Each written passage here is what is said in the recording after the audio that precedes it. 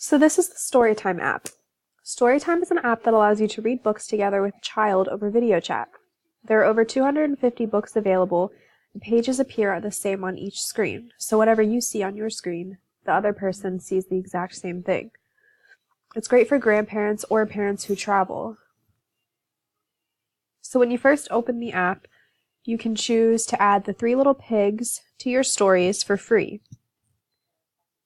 It's really simple, you just add it right on. And then you can go into the bookstore, and there are many different books to choose from. Some are free, some cost. So if you go into the left upper hand corner to the two orange people, it'll say add a family, and you can add one of your contacts in to call. And this screen will pop up. It says grown-ups only.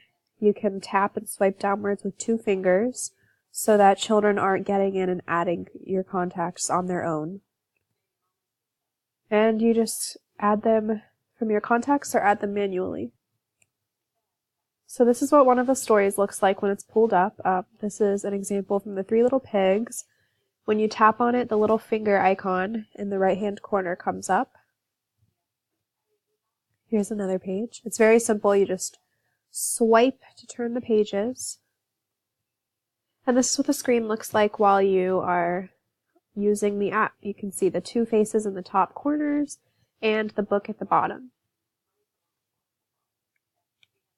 So the lesson plan I came up with was to pair the students into groups of 2 and have an iPad with each group, and then have them read the story, The Three Little Pigs, on this Storytime app, since that is the free story and it's easy to access.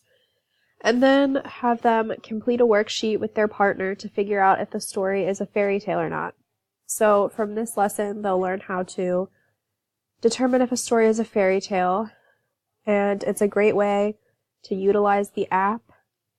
There's co-use of the iPad, which allows for them to both utilize the technology and be able to learn about fairy tales at the exact same time.